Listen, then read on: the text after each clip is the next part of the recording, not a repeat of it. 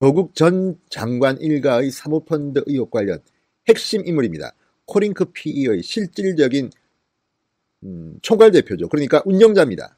모든 것을 알고 있을 조범동, 이 조범동이 증거인멸을 할지 모르니까 격리를 시켜야겠다. 그래서 검찰이 요청했고 법원은 외부인 접견과 서신 교류 등을 한 달 동안 검지하는 처분을 내렸습니다. 서울중앙지법 형사 24부 소병석 재판장은 오늘 자본시장법 위반 등의 혐의로 구속 기소된 조범동에 대해서 검찰의 접견금지 청구를 받아들였습니다. 조범동은 11월 15일까지 변호인, 배우자와 직계 가족을 제외하고는 만나거나 서신을 주고받을 수 없습니다. 자, 왜 이렇게 검찰이 충격적인 결정을 내렸고 법원이 받아들였을까요? 지금 조범동은 상당히 이 궁지에 몰려 있습니다. 하나둘씩 드러나는 혐의를 본인이 감당하기 어려울 만큼 위급한 처지입니다. 그러자 조국 장관을 지지하는 측에서는 조범동이 범죄자고 정경심은 피해자다, 이런 논리를 세우기도 합니다. 과연 그럴까요? 조범동은 이제 본인의 목에 칼이 들어갔기 때문에 술술술술 불고 있는 것 같습니다. 조범동이 배신한 것으로 보이는 정황들도 속속 드러나고 있습니다. 지금 조범동은 수사를 하면서 규모가 점점 더 커지고 있습니다. 자, 검찰은 지난 3일 조범동을 자본시장법 위반, 특정경제범죄 가중처벌법상 횡령, 업무상 배임, 증거인멸 교사 등의 혐의로 재판에 넘겼습니다. 그런데 조국펀드 운용사인 코링크 PE와 관련해서 이 조범동은 관련 투자처 자금 70여 원을 빼돌린 혐의를 받고 있습니다. 또 150억 원 규모의 투자를 정상적으로 받은 것처럼 허위공시에서 주가를 띄우려고 한 혐의도 받습니다. 주가 조작, 자본시장법 위반, 혐의가 엄청나게 많습니다. 그런데 그 대부분이 정경심과 연결되어 있습니다. 검찰은 이 정경심 씨가 사모펀드 운용에 상당히 관여한 것으로 보고 있습니다. 정 씨가 코링크 P가 인수한 WFM으로부터 자문료 명목으로 돈을 받은 것도 있지만 이 정경심의 동생이 받은 것도 있습니다. 그리고 정경심 씨는 투자한 돈들을 여러 가지 형태로 되돌려 받았다는 그런 정황들이 속속 포착되고 있습니다. 오늘 투기자본감시센터가 이례적으로 조국과 정경심에 대해서 100억대가 넘는 뇌물을 수수했다고 2차 고발한 것이 그 증거입니다. 검찰은 정경심 씨가 코링크 PE 지분을 차명 인수한 뒤 허위 컨설팅 계약을 통해서 억대 수익금을 보전받은 것도 파악했습니다. 자, 이 모든 것의 열쇠를 쥐고 있는 사람이 조범동입니다. 조범동의 첫 공판기일을 준비기일은 25일 오전 10시입니다. 자, 이때부터 피고인 조 씨는 출석합니다. 그렇다면 한 달 동안 법원이 검찰의 요구를 받아들여서 조범동을 격리시켜버린 것은 바로 이러한 과정에서 혹시나 있을지 모르는 정경심 씨 측과의 어떤 증거인멸 시도 같은 것들을 사전에 봉쇄하기 위한 것으로 보입니다. 아무튼 상당히 이례적인 일입니다. 조범동 씨에 대해서 한 달 동안 접근 금지를 하는 이런 결정을 법원이 내렸습니다. 물론 검찰의 요구 때문입니다. 검찰은 이미 상당 부분 정경심과 조범동의 공범 혐의를 발견했습니다. 그럼에도 불구하고 지난번 조범동을 구속 기소할 때 정경심과의 공범 관계에 대해서는 구체적인 내용을 일부러 적지 않았습니다. 왜? 정경심 변호사들이 커닝할까봐. 지금 정경심 씨와 정경심 씨의 변호인들은 상당히 당혹스러울 겁니다. 오늘 6차 소환대 조사를 받고 있습니다. 정경심 씨가 이 남편인 조국 전 장관의 위세만을 믿고 오만불순한 검찰 조사를 받은 것은 잊게 하는 사실입니다. 그런데 지금 또 하나 드러났습니다.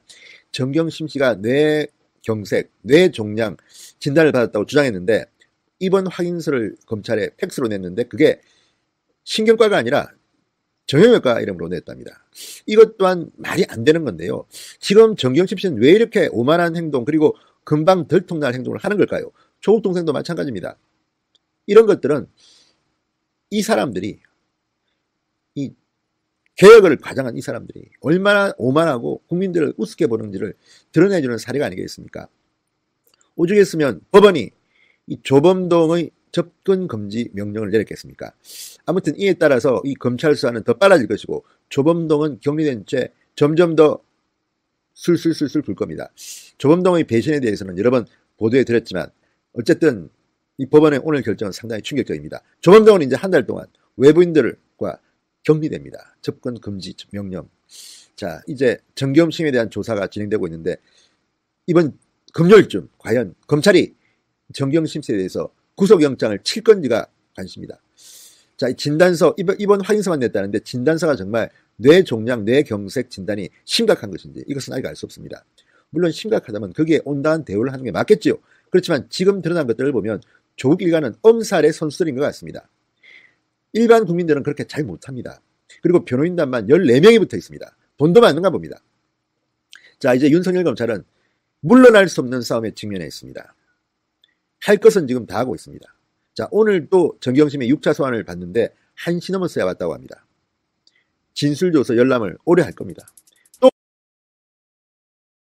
조범동은 조국의 오촌 조카로서 조국 가족이 투자한 사모펀드 운영사인 코링크 프라이빗 에퀴티의 총괄 대표이자 실질적인 운영자입니다. 이 공소장을 통해서 조국 펀드의 실질적인 소유주가 정경심임이 밝혀지게 됐고, 다만 이 공소장에서는 정확하게 정경심에 관련된 사안은 검찰이 뺀 것으로 알려져 있습니다. 그러나 공소장을 읽어보는 것만으로서 사건의 전모를 파악할 수 있고, 동시에 정경심과 조국이 어떻게 이 사건에 관련되어 있는지 그런 부분들을 충분하게 추측할 수가 있고 확인할 수가 있습니다. 조범동은 9월 3일 날 주가 조작과 73억 정도의 그런 공금을 횡령한 혐의로 구속되었습니다. 정경심의 위법 상황은 이번 공소장을 통해 가지고 그동안 지속적으로 제기됐던 언론들의 보도와 크게 다르지 않음을 확인할 수가 있습니다. 우선 사건의 전모 살펴보겠습니다.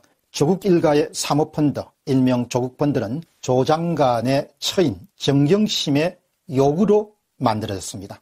실질적인 오너가 정경심이자 조국 가족이라는 사실입니다. 2017년도 조국이 민정수석에 임명됨에 따라서 주식 처분 대금을 확보한 정경심은 펀드에 출자하고 싶다는 그런 의향을 조국의 오촌 조카인 조범동에게 이야기하고 그 다음에 실질적인 오너가 되는 작업을 시작하게 됩니다. 2017년도 2월 달에 조경심과 그의 남동생 정모 씨는 사모펀드 운영사 코링크 사무실에서 코링크 신주 250주를 5억 원에 인수하는 계약을 체결하게 됩니다. 이후에 시간이 가면서 정경심의 투자 수익 보장 및 원금 상환 독촉으로 인해 가지고 조범동은 횡령한 돈을 가지고 이 가운데 일부를 정경심에게 지불하게 됩니다. 따라서 정경심도 일종의 횡령의 공범 관계자가 될 수 있는 그런 가능성이 매우 높습니다. 또한 정경심은 사모펀드 운용사 지분을 남동생 명의로 차명 보유하고 조국이 청와대의 민정수석이 된 이후에도 투자 수익을 계속 수령해 왔습니다. 결국 여기서 확실한 것은 조국 펀드의 실소유자는 정경심이고 실질적 대표는 조범동이라는 그런 의혹이 검찰 공소장으로 낱낱이 사실로 밝혀지게 됐습니다. 다음으로 공소장으로 본 조국 펀드 비리 사건입니다. 조범동이 짊어져야 될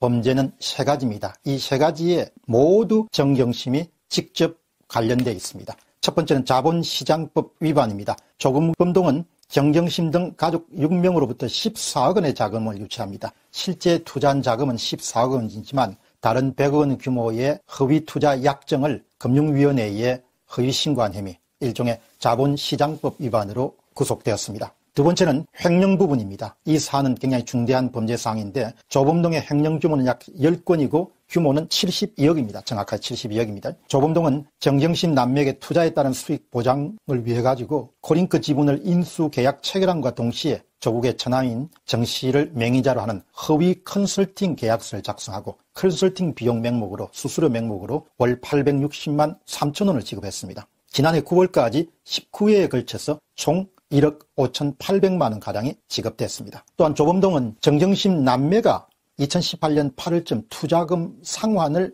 독촉함으로 인해 가지고 조국 펀드에 투자한 2차 전지업체인 WNFM, 그러니까 조국 펀드가 투자한 WFM이라는 회사의 공금을 빼서 그 가운데 일부인 13억 원을 투자 원금으로 정경심에게 돌려줍니다. 따라서 정경심은 투자한 대부분의 돈을 조기에 회수하는 데 성공하게 됩니다.